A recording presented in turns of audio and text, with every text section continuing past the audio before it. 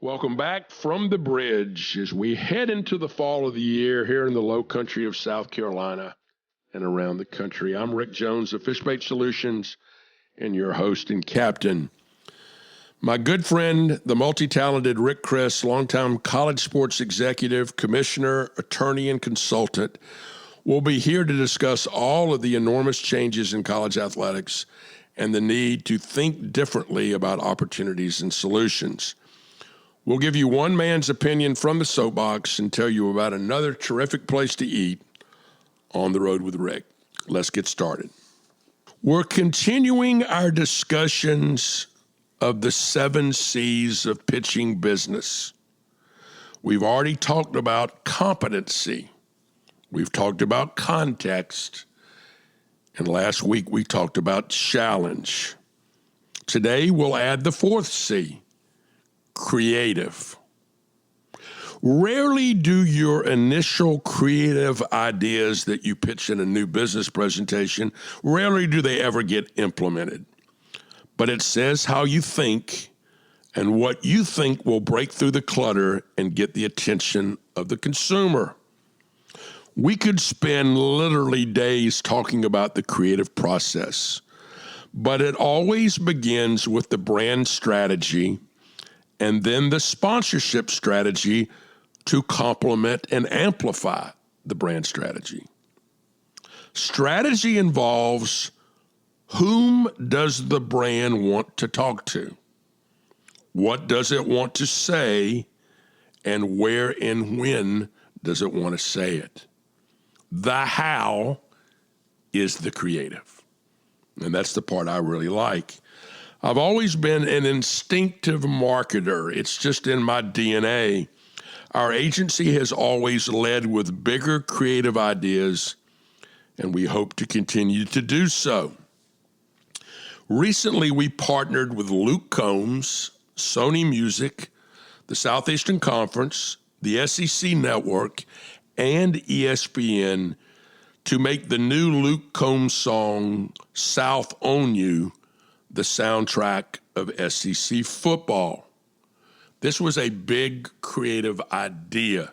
Luke had written this song several years ago, and we were able to persuade him to add some lyrics to make sure that all of the SEC schools were covered. And then we were able to debut it at SEC Football Media Day back in July. The song was released in August, and it has been a monster hit.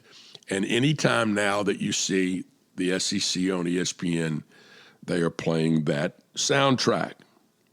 I have had my share of creative ideas that won the day. Here are 2 I am very, very proud of. We had worked for Bank of America when they were the sponsor of the '96 Olympic Games in Atlanta.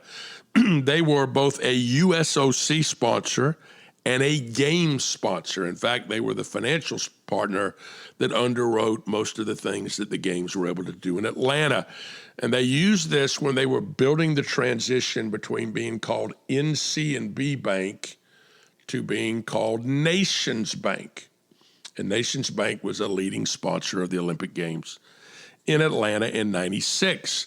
They made the decision to continue their relationship with the United States Olympic Committee leading into the games in Sydney, Australia in 2000.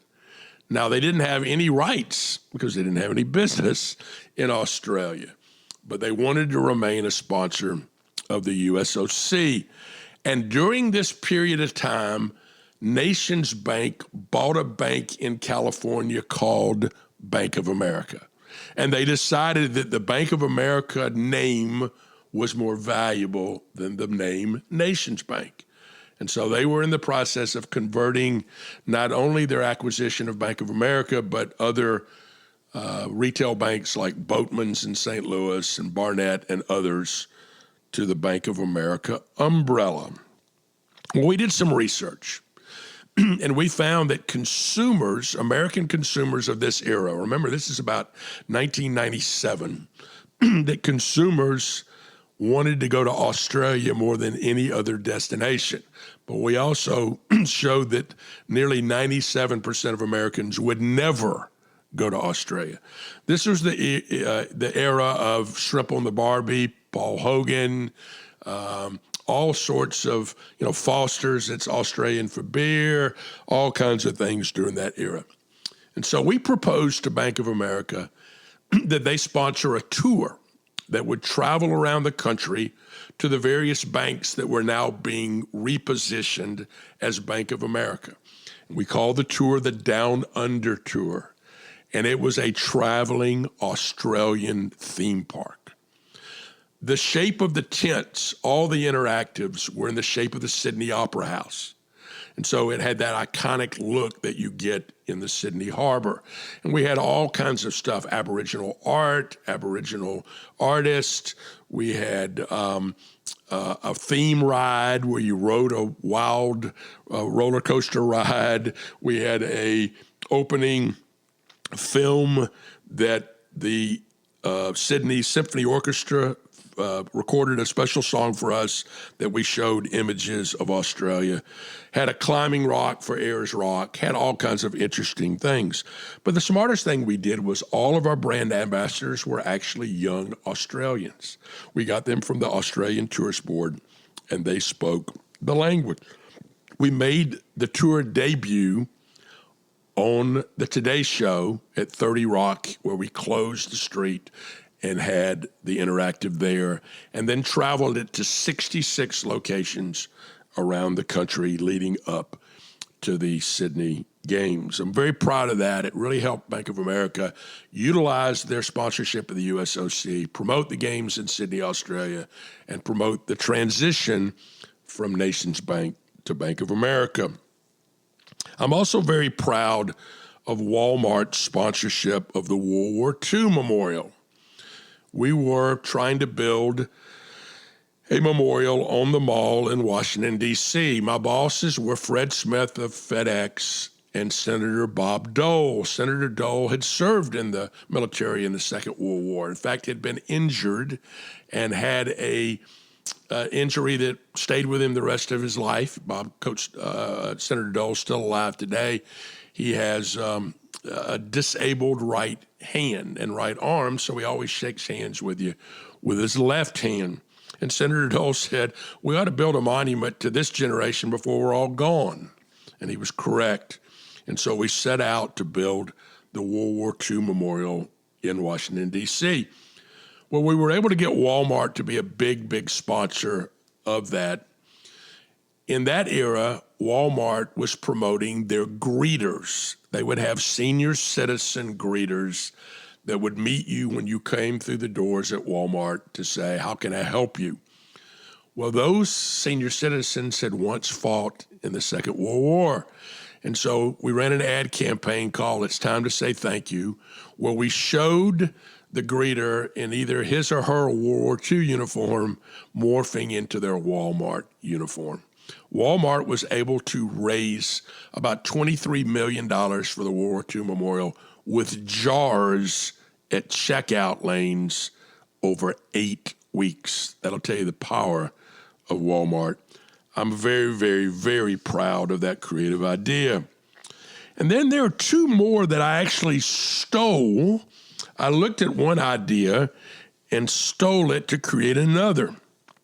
The first is the Final Four Coaches Club. I really stole this idea from the Masters. The Masters every year on Tuesday night has a Masters Past Champions dinner. And the tradition is if you won the Masters the year before, you are the host on Tuesday night and you actually pick the menu of what everybody's going to eat. And even the golfers that are too old to play in the Masters, the Jack Nicklauses, the Gary Players of the world, they all come back for the Past Champions dinner. Private dinner. The only way you get there is you've won a green jacket. Well, I asked my boss, Jim Haney, at the time, what have we done for coaches that coached in the Final Four? We make a big deal about the road to the Final Four. Not everybody can win it. And during the John Wooden era, nobody won it but John Wooden. And so what were we doing for those coaches that had brought their teams to the Final Four? And the answer is we'd done nothing. And so we were able to create the Final Four Coaches Club. The first year we did it, we had 48 former coaches show up. We gave them all a jacket, a blue blazer, basketball orange lining on the inside with their name and the year or years they were in the Final Four. There was only one difference in the jacket. If you won the championship, your buttons that were basketballs were gold. If you didn't win it, they were silver. The first year we presented Billy Donovan with his jacket, which was silver. He had lost in the Final Four that Michigan State had won. Well, later, Billy Donovan won back-to-back national championships, and he wanted his gold buttons. So we were able to do that. One of my favorite stories is Ben Carneval, the great coach and athletic director at Navy, had taken North Carolina to the Final Four back in 1948. And Ben came with his son, Corky Carneval, who was a great player for Coach Frank McGuire at South Carolina. In fact, was Bobby Crimmins' roommate. And Corky brought Ben to the first Final Four Coaches Club, and he was in a wheelchair.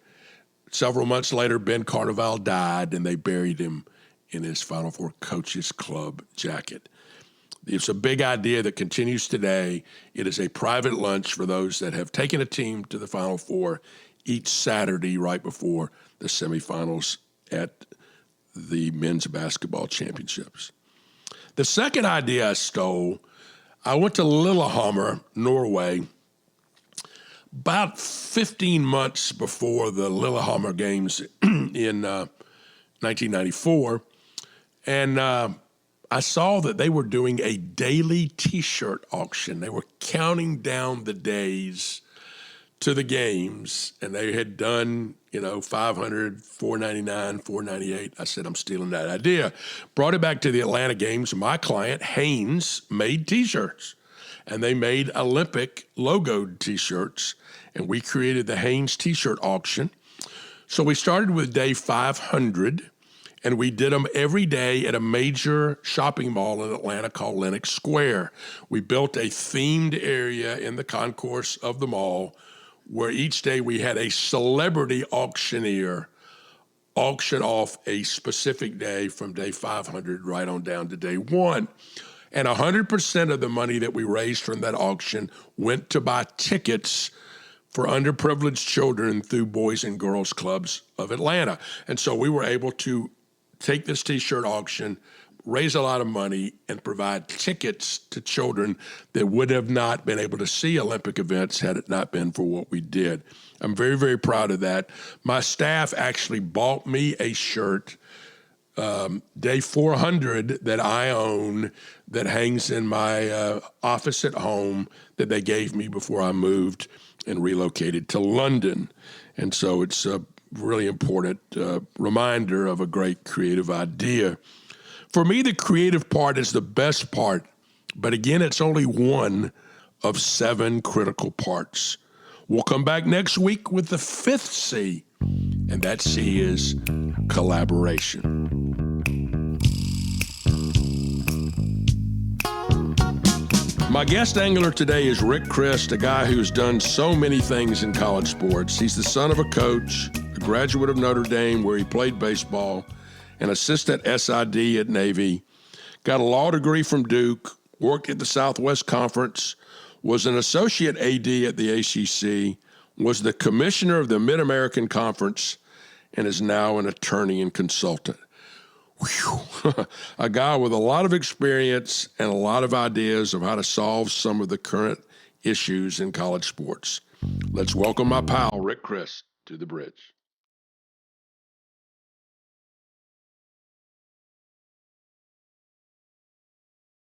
Hey, Rick, welcome to the show. Great to be with you, Rick. Well, you're like so many people that I know in intercollegiate athletics. You were a son of a coach. Talk about that, how it was to grow up in a household with a coach.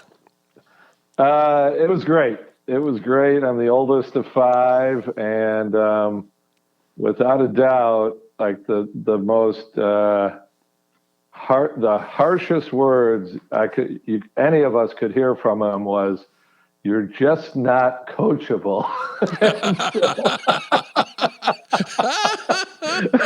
So I think, to me, and you appreciate it more. You don't know it when you're in it, but you appreciate it, I think, as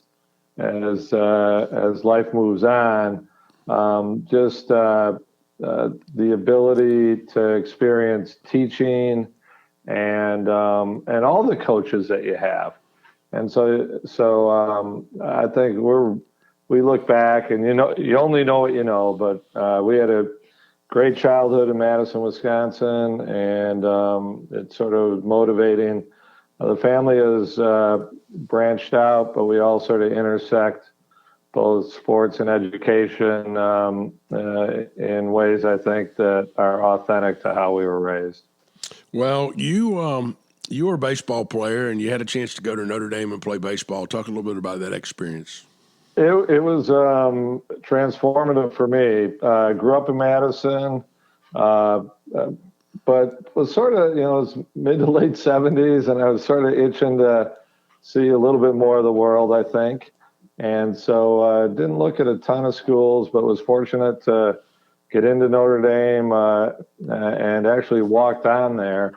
And baseball worked out. And so my freshman year, our coach, Tom Kelly, really had started to build something. Notre Dame wasn't scholarship in Rick. They weren't scholarship in baseball at a full level at the time.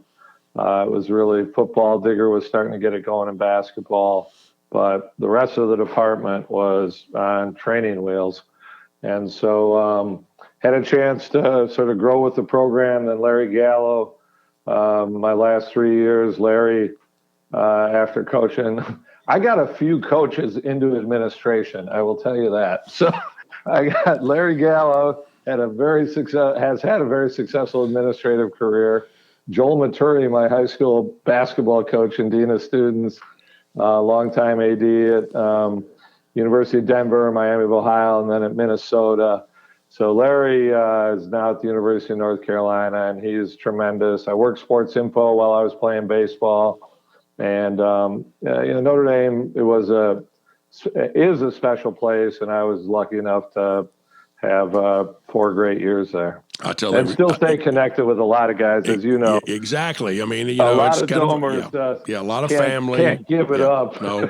No, but I like that. I like that connectivity back to the institution. I tell people all the time, if you haven't been to a college football game at Notre Dame, you have to put it on your bucket list. I mean, it is an amazingly special place. You just feel all the ghosts and all the tradition and all the values. I think it's also the most, cleanest, manicured campus I've ever seen. Just so much pride. And I just think that's important. I think pride is undervalued maybe today. Yeah. You talk about putting coaches in administration. I gave a speech not long ago at the Duke Business School at Fuqua, and some kid said, how do you go from being a college basketball coach to being a successful sports marketing executive? I said, it's a lot easier than you think. You just don't win any games. Yeah. Not good enough players. It's not hard at all. Just get your ass kicked all the time. I mean, it's crazy. But I know one of the things that you did while you were at Notre Dame was you had a chance to go play at the Cape Cod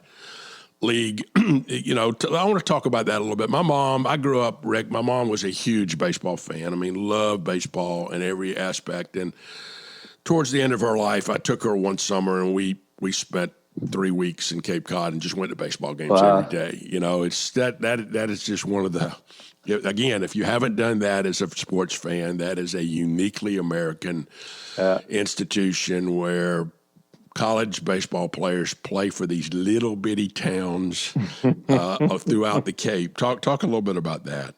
It was a thrill for me. I hadn't known a lot about it, and I actually went the summer of my junior year, which was a little bit later than most guys.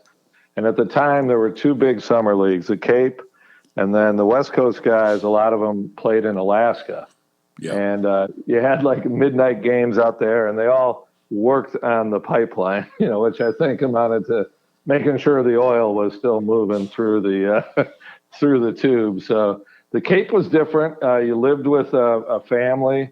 I ended up, me and another guy were on an Indian reservation, and that was a unique experience. You had a job. I worked for a mason contractor who did a lot of work on the Kennedy compound, so that was interesting. And played at Katuitt. Larry Gallo, who I was mentioning, Larry was an assistant out there, George Greer, the head coach. And Katuitt was the only park, I think it still is, without lights. So it was sort of the Wrigley of the Cape League at the time. And it was just a tremendous summer. The talent was outstanding. We had a really good team. I ended up having a really good summer. I think I finished 5th in the league in hitting and 3rd on our team. And we had a guy, Terry Steinbach, who I think it's still a Cape League record. He had 430 something. And it was amazing to watch. So it was a special 3 months, and I actually stayed in touch with a lot of those guys, as careers took different paths, and really appreciative to Larry and George and everyone that you came across there for the opportunity. We talk a lot about food on this show because I like to eat, but some of those little ballparks, one place has got, amazing clam chowder, and you go to another place and they got, grilled corn, and you go to another place and get burgers. I mean, it's like, it is just Americana. It really is. It really is. We had the 4th of July parade where the team was sort of the featured deal, and my family had driven out from Wisconsin, which was a whole nother story in and of itself. And my sister's, I think she was a freshman in college at the time. And so she was liking that whole scene too, So it was a lot of guys. There was a lot of guys. Pretty good place for her during that period. There's no question about it. And I think they made a movie about the Cape Cod League that was kind of a romance thing. Yes. Right. Yes. That was not exactly my experience, but you're supposed to say, no, he played me. That's what you should have said. I mean, you just blew that. I just set you right up. Whoever's listening that might have crossed paths with me, you get some comments on that right away. Exactly. All right, when you got out of Notre Dame and you'd worked in sports information, is that when you went directly to the Naval Academy? Yeah. I tried to hook on baseball wise that summer. It didn't play out. Notre Dame Sports Info, Roger Baldessari, John Heisler, Karen Croak, now Heisler at the time. Like, you felt so much a part of athletics there, and so when baseball wasn't going to work out, and I wasn't quite thinking grad school yet, Roger was tremendous, and he introduced me to Tom Bates, who was the sports info director at the Naval Academy at the time. And, he gave the best recommendation I think anyone could ever have. And I didn't find out about it till later, but he told Tom, if you don't like him, I'll pay his first year's salary. Now, I think the salary was like $15,500, so I don't know that it was like that big of an extension for Raj. But just to have that type of sort of shepherding in, and then I get to Navy, Rick, and it couldn't have been like luck enters into all this, and I arrive at the same time as David Robinson and Doug Wojcik and Vernon Butler and a Navy basketball group that would go on to play to go to the Final Four. And basketball was the sport I primarily worked with, did a lot with football, obviously, and Navy football was good. Napoleon McCallum was a Heisman Trophy candidate and had some big wins, including an upset at number 2 South Carolina. I don't know if you remember that. Yeah, absolutely. Game or not. South Carolina comes in, and so they were nationally ranked. They were nationally ranked. Number 2. They were number 2. They were heading to, I think, the Orange Bowl, maybe. Yeah, that was Joe They Marsh. might have been waiting on a bowl. Yeah, that was. And so it was, the experiences there. Top Gun had just come out, so all of a sudden, like, being at the academy for these guys, like, their confidence level sort of spiked a little bit too, and it was. Again, you're spoiled by where you're at, Notre Dame in its way, and then the Naval Academy, and every one of those people are going to go on to do special things in the world. And so that was a great 3 years. And I think in the back of my mind, I'd always thought I'd probably move on to grad school at some point. Really thought about coaching, but I wasn't wired to coach baseball, and I didn't think you could coach a sport well, football or basketball, if you hadn't played at a really high level. Now, I don't know if I was wrong on that or not. Certainly some guys have proved that theory wrong, but definitely then decided, that law school is probably the fit for me coming out of Yeah, I Navy. was wondering about what made you decide that law school was the direction. Talk a little bit about that. Yeah, it wasn't. It was really more an internal discernment, and I took the GMAT and things for business school as well, but I thought my skill set was probably a little bit more wired to law school. A little bit, the communication part of it. Was an econ major undergrad, but that was in the College of Arts and Letters. So had taken the core courses in philosophy and government and history, the like. So I just thought law school might have fit my skills and interests a little bit more. I was wanting to stay around sports, and Duke at the time had the top sports law professor in the country. And in the end, I've gotten to know that part of the country a little bit from living in Annapolis. I felt like I could stay around major college sports with Duke, Carolina, NC State, all in that triangle region. I knew the folks at Carolina well, didn't know the folks at Duke as much. And in the end, as opposed to the Midwest, was able to make it work at Duke, and again, another sort of transformational part for me, because it's really where form relationships that personally and professionally have stayed with me to this day. We have a lot of young people that listen to our program, and we constantly try to reinforce the fact that you're going to meet people that are going to impact your career and your life, and the ability to form relationships. This, every business, but intercollegiate athletics is unbelievably incestuous. I mean, it's not 6 degrees from separation. It's usually 1 degree. And I think you've said that a couple of times. You talked about the people you met at Notre Dame. You talked about the people that you met in the Cape Cod League. You talk about the people you met at Navy. You talk about the people you met at Duke. And it's true. I mean, it's just so valuable for people to realize it is all about people. And it's about the people that you deal with. So you get out of Duke, and did you go directly to the Southwest Conference then?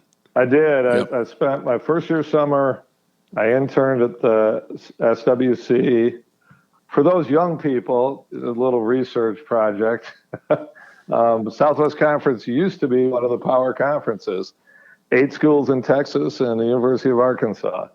And I went down there for a summer at like $600 a month. My next summer, I spent on Capitol Hill working with Aiken, Gump, and Strauss for like $1,300 a week. And so I wanted that experience.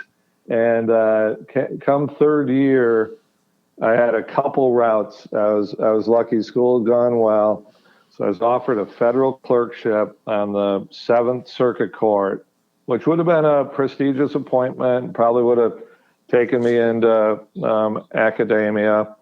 I got an offer from Aiken Gump to work in their legislative section, which, for a political junkie, I was not, but I was interested. But seeing how people there, like I still went to the sports page first. And in the end, I thought that might be sort of something that separated me out. And the Southwest Conference, Rick Baker had just left to move over to the Cotton Bowl, and Fred Jacoby, the commissioner, called and offered me the position in November, and as assistant commissioner, and I was very appreciative. But I said, I'm only a couple months from getting my degree, and I really want to finish that out, so I don't think that'll work out for me. And he said, we'll hold the job for you. So that was something that I wasn't expecting and certainly appreciative of. And so started Southwest Conference, and it hit right away, and reminiscent of issues today, very reminiscent. There was trouble in the league. The commissioner went in, had heart trouble. He goes in for a heart transplant. Kevin Lennon moves to the NCAA. Susan Blackwood goes down to San Antonio. Pretty soon, I'm like the senior person all of 2 months in. And we end up getting sued over our TV deal. And the realignment pieces start moving. Arkansas approaches the Southeastern Conference. Texas A&M and Texas are frustrated with what's happening in the league. So I sort of got a crash course, and I learned a couple things, Rick. One, I thought I was fairly educated. In the Southwest Conference, a 2-7 vote was a majority vote. I go, okay, Texas and Texas A&M want something. You better land there. So that was one thing I learned. It was the ultimate. I think George Orwell in Animal Farm wrote, "Some animals are more equal than others." And in the Southwestern Conference, it was Austin and College Station that were the two. No question about it. Yeah. And you started seeing the TV, the Supreme Court decision had occurred a few years earlier. I think every SWC institution but 2 had been on probation, in that decade, NCAA rules probation. Presidents were just starting to assert themselves. There was a special presidential convention in Dallas in 1986, mostly related to the recruiting issues that were occurring in the SWC. And so, in addition to my math lesson, I was starting to see the tectonic plates move a little bit, and you started seeing the major independents, Penn State, Miami, Florida State, move into leagues. And conferences was where your TV deals were going to be negotiated, where your postseason opportunities were going to occur, and it's really, really where the action sort of started being. Well, I think one of the value that you bring right now to the ecosystem is the understanding of what has happened historically. This is not new. I always said the president of the United States needs one more cabinet member. He needs a historian because we forget. But you lived this and you saw this. And, of course, obviously the Southwest Conference, it was really the Wild Wild West. You had a governor in Texas that was the bag man for SMU. You just had a lot of stuff. One of my favorite stories was, you remember Hoss Brock, ran the Cotton Bowl, and Hoss wanted Texas every year. He just did. He just was such a snob about, if Texas against Notre Dame. Texas against Notre Dame. Yeah, that's what he wanted every year. And I remember 2 stories. One, they asked him about Baylor. I'd played with a guy named Neil Jeffries. Neil Jeffries was a high school quarterback at Shawnee Mission South at Overland Park, Kansas. I had lived a year and a half in Kansas. My dad got transferred, and I was a teammate of Neil Jeffries. In fact, his dad, Jim Jeffries, was the head of FCA and was actually my Sunday school teacher and a great friend and everything. And he was Grant Taft's best friend. And obviously Neil goes down to Baylor and plays for Coach Taft, has a great career, and they win the Southwest Conference. And somebody interviewed Hoss and said, "What do you think about those Baylor Bears finally coming to the Cotton Bowl?" And he said, on television, "Hell, those Baptists are going to drive up I-35 with a $10 bill and the 10 Commandments and not break either one of them." Bingo. Bingo. That was so good. It was so good. And then later on, I think he said something when Houston got to the Cotton Bowl. Yeah. He said, Houston, he said, half their alumni work at 7-Eleven and the other half are holding it up. Man. He was not politically correct. He was not. No. He was not. But once that imploded, that led you to the Atlantic, back to the Carolina and back to the Atlantic Coast Conference. Talk about that migration. Yeah, it did. And it was a intense time, especially as Arkansas it was one of the early, the independents moving into a conference was of a whole different nature than an established conference member from what at the time would have been considered a major conference, leaving one conference for another. And it was motivated to, Roy Kramer, SEC commissioner. There was legislation on the books that if you moved into divisions, and it actually specified 12 teams or more, that you could conduct a championship game. And so that was what was the catalyzing motivation for Arkansas and the Southeastern Conference. And you just had a sense that, there's only so much you could be doing.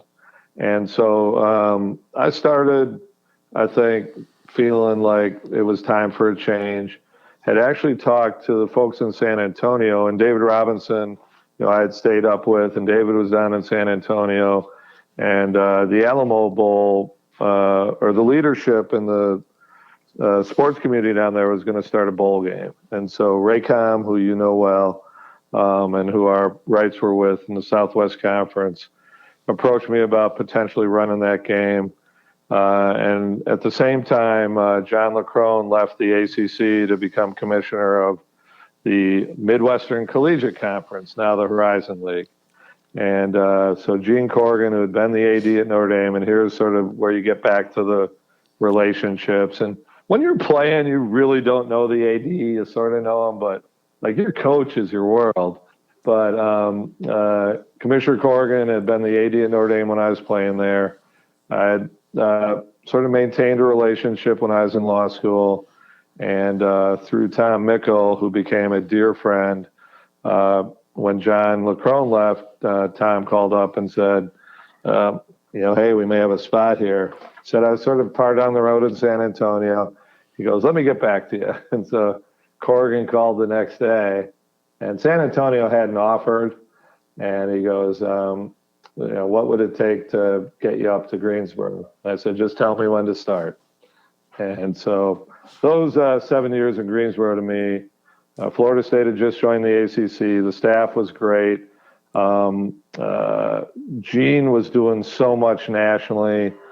Dave Gavitt at the Big East, a young Jim Delaney at the Big Ten. Gene and Roy Kramer had a very good relationship, even though the ACC and SEC overlapped. It was an exciting time in college sports. Television was growing. The regional sports networks were getting launched and becoming players in it all. That's my first intersection with you. Yep. Through the folks at Georgia Tech. And, I still remember you speaking to our group, and it's something that I've repeated probably for sure a half dozen times every year for now going on 25, 30 years. You came into our marketing directors group and give you the big intro and think you're going to sort of just get into some, technical things. And he said, put your pens down. All right. Guys, listen up. Guys, and we had, ACC was getting diverse too, so it wasn't just guys. But you go, let me tell you how corporate America works. And you said 90% of the people wake up and go into work every day, and they think, how do I not lose my job? And the other 10% wake up and go into work and they say, how can I be great today? And that has stuck with me since that day, Rick. And I just love that. And I've used it with people. And it's been something that's been sort of a North Star for me in terms of perspective and mentality and optimism, honestly. Well, it's true. I mean, we say, people in corporate America live lives of quiet desperation. And, it's just very few people want to be great. But when you find those people, and I even look at today in intercollegiate athletics, I'm amazed at what I call sustained excellence. Getting to the mountaintop's one, staying on the mountaintop. Mm-hmm. We lost Bobby Bowden recently, and what he did at Florida State. I mean, I think they went 10 years where they were ranked in the top 4 for 10 consecutive years. I mean, that kind of legacy is unbelievable. I look at what Nick's done at Alabama. I mean, it's, and Nick Saban does it with a different staff every year because every time they win a national championship, 8 guys go become head coaches somewhere. And he continues to do it. And in corporate America, it's the same way. I was fortunate to latch myself to some leaders that wanted to be great, and they allowed agencies to be great. And I think working for Gene Cargan allowed y'all to be great too. I mean, that was, he gave you free reign, to work with Raycom, develop new things, create new programs. I mean, I think that's essential. Rick, I got to tell you, Tom Mickle, the first day, he goes, hey, you're going to be able to do your thing here. But he goes, let me give you this bit of advice. He goes, don't schedule anything for lunch. I go, huh? He goes, just don't schedule any lunch meetings. Because what Corgan would do is like he'd start walking down the hall and go, all right, we're going to lunch. And he'd just sort of be thinking out loud. And it was after about the second lunch, I go, you know what? This is all going to happen about 3 weeks from now. I go, and we're seeing it today. So it was his gifts on so many levels and his values. And then the ability to really work with others and appreciate others, not just work with them, like appreciate others. And I think some really good things got done in that time. The governance system was totally overhauled. Control, for better or worse, and this will get us into another topic, was formally transitioned to the presidents. 1996. Went away from the one school, one vote to a representative form of governance, to where, in theory, those conferences that, had sort of the most at stake were able to establish policy or had the ability to establish a policy to better control their futures. And the postseason, college football postseason, evolved. Delaney doesn't get enough credit for bringing the Rose Bowl and the Big Ten into that system, so that that 1 and 2 could be decided on the field.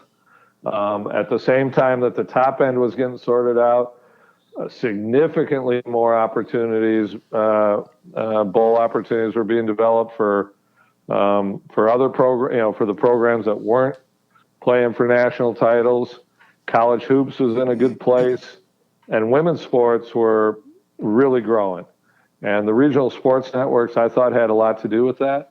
The exposure that the Olympic sports would get on, and you know all these people. I mean, Hunter Nickel at Fox Sports South, Kathy Whedon in Florida, Terry Chili and Jody Shapiro in D.C., and they became great partners of the ACC, great partners with Raycom, and they provided a ton of opportunities. We started an ACC Futures program, and people were getting jobs in the industry, ACC student athletes, through that. So it was a special time to be in Greensboro. And then John, for the last 2 years of my time there, was great. And he just finished a legendary career as the longest serving commissioner of the ACC. Well, then you had a great fork in the road. You got the chance to go be the boss at the MAC. Talk about that. I did, and and again, just sort of, I think, in the spirit of the podcast, that wasn't a straight line for me. So it was 1999, and had the opportunity to interview for the MAC. It was going to bring me back to the Midwest, and a lot of good things at the ACC. But this was another step, and so I was competitive in the interview process, but I did not get offered the job first. And in fact, it was offered to and accepted by Tom McElroy, who was at the Big East at the time. And so that stung a little bit. You get competitive on this stuff. And Tom, accepted the position. And then a few days later, just and I don't know all that was around, and Tom's a friend. Just felt like it wasn't the right move for him at that time. So the MAC called me up, and I'm up at Grandfather Mountain, which is not a bad place to be. Nope, that's a great place to be. Yeah. And they go, well, Tom, the position's back open. And what do you think? I go, well, good luck in your search. And I was not having any of it. Yeah, you didn't want to be anybody's refried beans at this point. I needed to get it out of my system. And so they said, well, just maybe think about it. We're not going to do anything too soon. And then Commissioner Swafford was great about just sort of, well, if you wanted it before, whatever those reasons were, they're probably still there. And I think my biggest concern, the MAC was not in a great spot at the time. And you might remember that there was a real push to sort of kick certain conferences out of Division 1A. And the MAC was definitely in the bullseye. And I just go, hey, it's a struggling league, and now they can't even, make their first hire work. Like, could I really be successful in leading this group when they knew I wasn't their first choice? And so I had to process that and talk to a few people that I'd known through the process. And in the end, got to the right point where I felt it would fit and that I could do some things. And we moved the office from Toledo to Cleveland. Really spent a lot of time working with some great folks who've gone on in the industry with the Cavaliers. Jim Kaler, Lee Stacy, Chad Estes was there. Rick, who's now running Legends, and they did such an unbelievable job with our basketball tournament, and it's still in Cleveland today. And so that was a showcase. Our football connected right away. Marshall was excellent. And I thought it was going to be tough to get MAC football respected. We weren't drawing big crowds. We weren't nationally ranked. We had started a championship game. Marshall had Randy Moss. There was a little bit of profile building. We hadn't had a nationally televised game in 15 years. So I come in like the big TV guy, and I got all these relationships. And so I go, we're just going to find any way to get Marshall on a nationally televised game, because that's who you're going to feature. So I called Dave Brown up, who you know well, and I go, Brownie, we will move. And I hadn't talked to our schools. I just figured you could get it done. Right, yeah. I go, we will move any game on our schedule to a spot if you've got a window. And he goes, oh, RC. He goes, I'd rather go dark. Brownie. Oh, man. The brutal truth. Yeah. But as it turns out, we did find a window. Marshall and Toledo play on a Thursday night. Mike Tirico and Lee Corso are in Huntington, West Virginia for it. It's a great game. And we had a few more opportunities after that. And then our football took off. And we had, you go through the coaches that were in the league, and it was Gary Pinkel at Toledo, Terry Hepner at Miami, Urban comes into Bowling Green, Bob Pruitt at Marshall, Joe Novak, Northern Illinois, then Brian Kelly and Butch Jones at Central Michigan, Jim Grove at Ohio. They were great coaches. Yeah, great. Yep. And great ADs. Yeah. And they stayed out of our way. They just said, find us opportunities. And it was a really fortunate time. Roethlisberger gets to Miami, builds to the 2003 season, where on one Saturday afternoon, we had 3 nationally ranked wins: Marshall over Kansas State, Toledo over Pittsburgh, and Northern Illinois in Tuscaloosa. And so it was exciting. And that was the year, actually, where the BCS finally, that was the year the negotiations took place to finally open up the BCS to the mid-majors, to the non-power schools.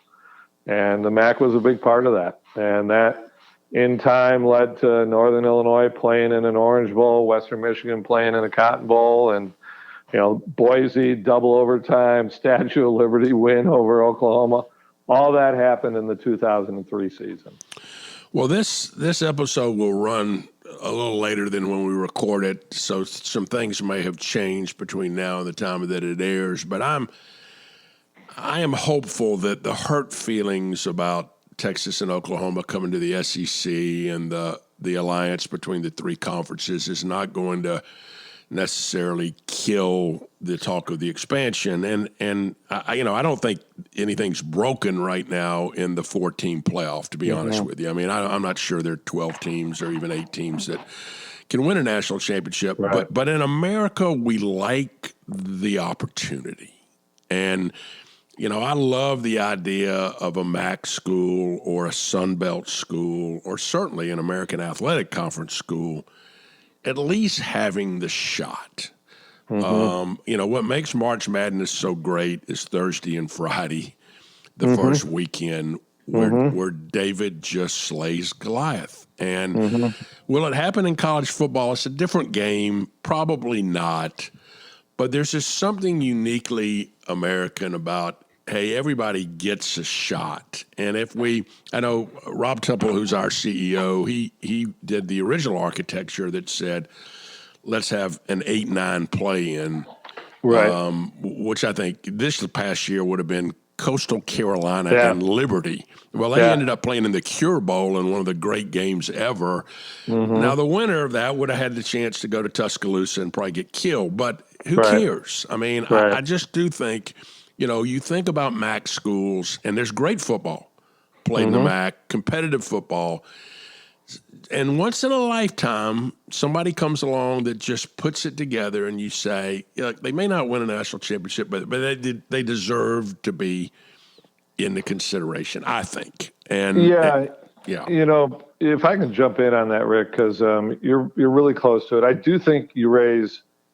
To me, the sports are very different, and so.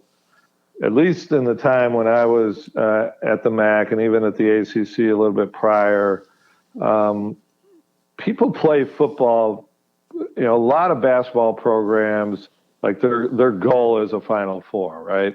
Like that's sort of how they're built, how they're wired. You can probably you know the number better than I, but you're talking 50, 60, 70 programs probably are thinking that way. In football, it's a much smaller number that think we're built and our fans are wired to win a national championship. And so the bowl system offered tremendous opportunities, and very few have done as much as you have to support and try to galvanize a bowl system. And so to me, for Northern Illinois to take the field in Miami against Florida State in one of the historic games, the Orange Bowl, for Western Michigan to play Wisconsin, ironically, in Dallas. To me, those have so much value in and of themselves, regardless of whether it was on a path to a national championship. In the 14 semifinal games we've had in the CFP era, like 11 have been decided by 3 touchdowns or more. Yeah. So like we are really top heavy right now in the sport. And I think those factors and obviously how it impacts regular season will all be weighed. What Texas and Oklahoma moving to the SEC has done, I think it's changed the math for sure. The math is different. And I think people are going to be digesting what that means. You'll see expansion, in my opinion, but whether you see it as quickly as you might have absent that move, I think is less likely. Well, I think we have a whole lot to talk about where we're going. If you don't mind, I'd like to bring you back next week and do part 2 of this thing. Because I think we can get into some real interesting issues. So let's plan to do that. And I can't thank you enough for being with us today from the bridge. Oh, well, thanks so much, and appreciate you and all you do. And it's great feeling like you're working towards some common goals for sure, Rick. So thanks so much.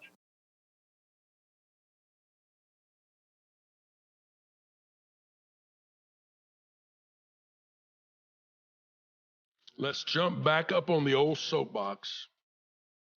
I am totally convinced that the single most important key to progress for a country or a region or even a civilization is freedom of religion. Let's talk about that for a minute. The United States has flourished because we do not have an official religion. In fact, we protect your right to worship God any way you want to.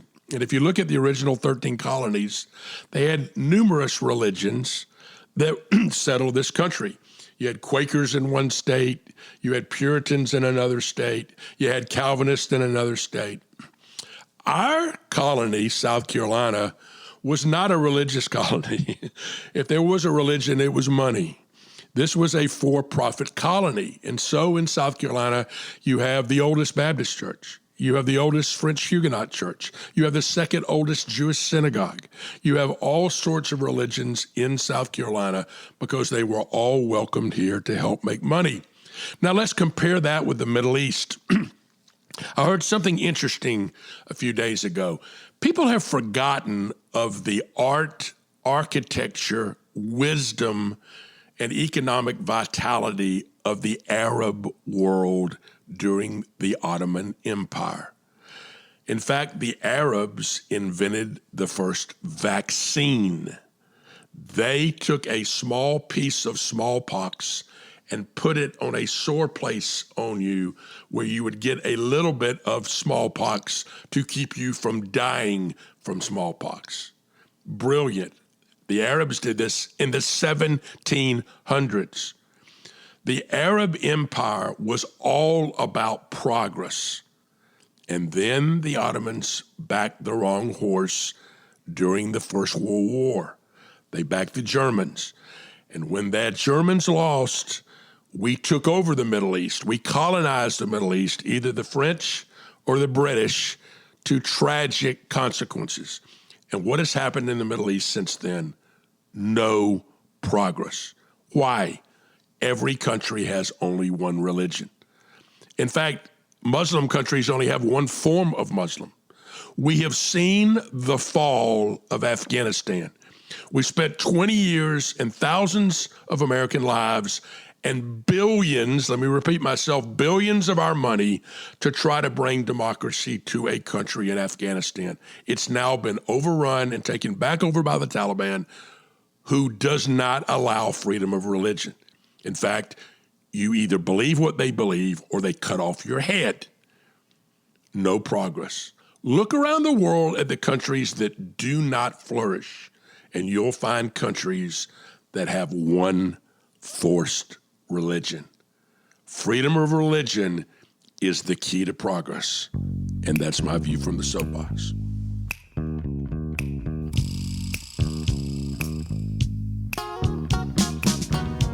Let's get back out there on the road with Rick for another great meal. I think if I have one meal left in my life, it will be fried chicken. I love fried chicken.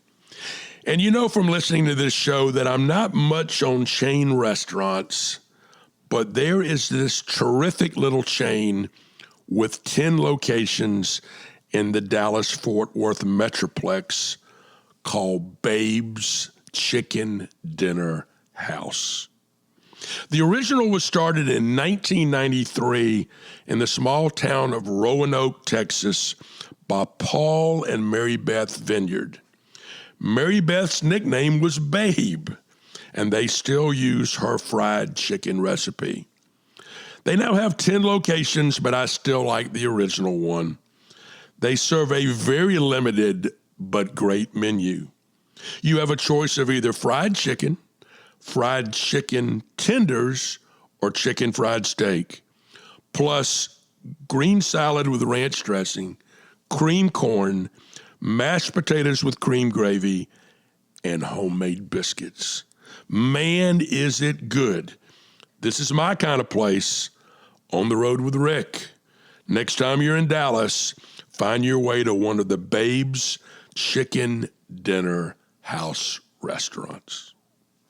It's time to sign off. It's been so much fun with my pal Rick Chryst that we're going to bring him back next week. We'll be back next week with another edition of From the Bridge.